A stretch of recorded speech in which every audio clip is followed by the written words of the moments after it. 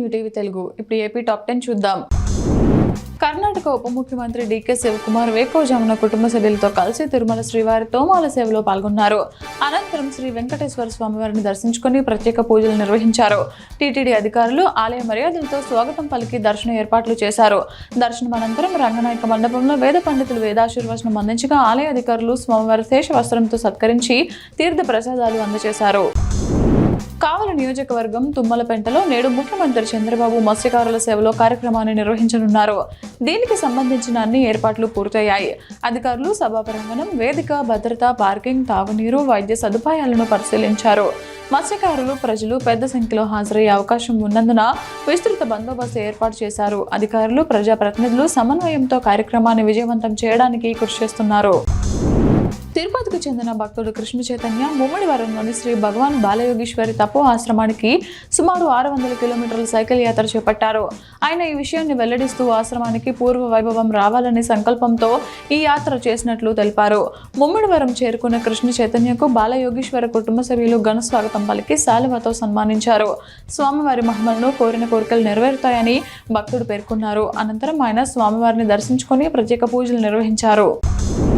మహాత్మా గాంధీ ఉపాధి హామీ పథకంలో ఆన్లైన్ హాజరు విధానం గిరిజన ప్రాంత కూలీలకు ఇబ్బందిగా మారిందని వైసీపీ రాష్ట్ర జాయింట్ సెక్రటరీ డాక్టర్ తెడవారికి సురేష్ కుమార్ అన్నారు. పెదబైలు మండలం పెదకోడపల్లిలో ఉపాధి హామీ కూలీల సమస్యలను ఆయన తెలుసుకున్నారు. గ్రామీణ ప్రాంతాల్లో సెల్ టవర్లు లేక సాంకేతిక సమస్యలు ఎదురవుతున్న నేపథ్యంలో ఆన్లైన్ హాజరు సరైంది కాదని, దీనివల్ల ఉపాధి కూలీలు పనులకు దూరం అవుతున్నారని ఆయన ఆందోళన వ్యక్తం చేశారు. మార్కాపురం జిల్లా కలెక్టర్ విజయ సునీతకు వికలాంగులు తమ నివాస స్థలాలకు ఇంటి పట్టాలు ఇవ్వాలని వినతి పత్రం అందజేశారు. తర్లుపాడు మండలం సిపిఎం ఇన్ఛార్జ్ బాలనాగయ్య మాట్లాడుతూ బుడ్డపల్లి గ్రామ పరిధిలోని 5 ఎకరాల ప్రభుత్వ భూమిలో 2016 నుండి వికలాంగులు ఇల్లు నిర్మించుకొని జీవిస్తున్నారని తెలిపారు.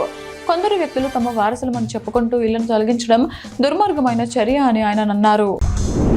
మార్కాపురం జిల్లా కేంద్రంలోని ప్రభుత్వ జనరల్ హాస్పిటల్ను ఎమ్మెల్యే కందుల నారాయణ రెడ్డి ఆకస్మికంగా తనిఖీ చేశారు. వార్డులలోని ల్యాబ్ సిబ్బంది పనితీరును, అందుబాటులో ఉన్న పరికరాల వివరాలను ఆయన ఆరా తీశారు.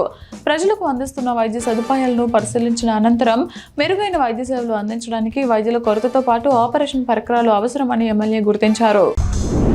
మార్కాపురం జిల్లా కలెక్టరేట్లో కెమిస్ట్ డ్రగిస్ట్ అసోసియేషన్ నాయకులు తమ సమస్యల పరిష్కారం కోరుతూ జిల్లా కలెక్టర్ విజయ సునీతకు వినతి పత్రం అందజేశారు. అసోసియేషన్ ప్రధాన కార్యదర్శి బాల వెంకట పర్వతాలు మాట్లాడుతూ మే 20వ తేదీన అసోసియేషన్ పిలుపు మేరకు ఆల్ ఇండియా సమ్మె నిర్వహిస్తున్నట్లు తెలిపారు. దేశ రాష్ట్ర వ్యాప్తంగా 12,40,000 మంది కెమిస్టులు ఈ బంద్లో పాల్గొంటారని వివరించారు. తూర్పుగోదావరి జిల్లా గోపాలపురం మండలం వేలుచింతలగూడెం ఎస్సీపేటలో ఇటీవల ఎమ్మెల్యే వెంకటరాజు ప్రారంభించిన పంచాయతీ నిధుల సీసీ రోడ్డు వద్ద అగ్రవర్ణ భూస్వామి దౌర్జన్యంగా గడ్డి కట్టలను తన అవసరాల కోసం అడ్డంగా వేసుకుంటున్నాడని స్థానికులు ఆరోపిస్తున్నారు.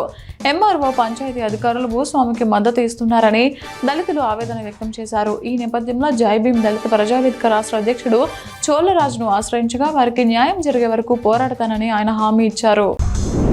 నిడదవోలులో Navodaya HP gas, Vijayadurga gas workers party శాఖల ఆధ్వర్యంలో కామ్రేడ్ సుందరయ్య 41వ వర్ధంతి కార్యక్రమం జరిగింది.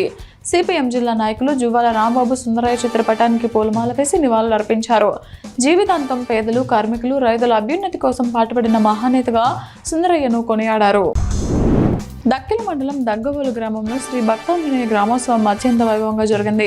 ఇందులో భాగంగా భక్తాంజనేయ స్వామివారి చిత్రపటాన్ని పూలు, విద్యుత్ దీపాలతో అలంకరించి ట్రాక్టర్పై ఉంచి మేళతాళాలు, మంగళ వాయిద్యాలు, బాణసంచ వేడుకల మధ్య ఊరేగింపు నిర్వహించారు. ఈ గ్రామోత్సవం ఘనంగా సాగింది.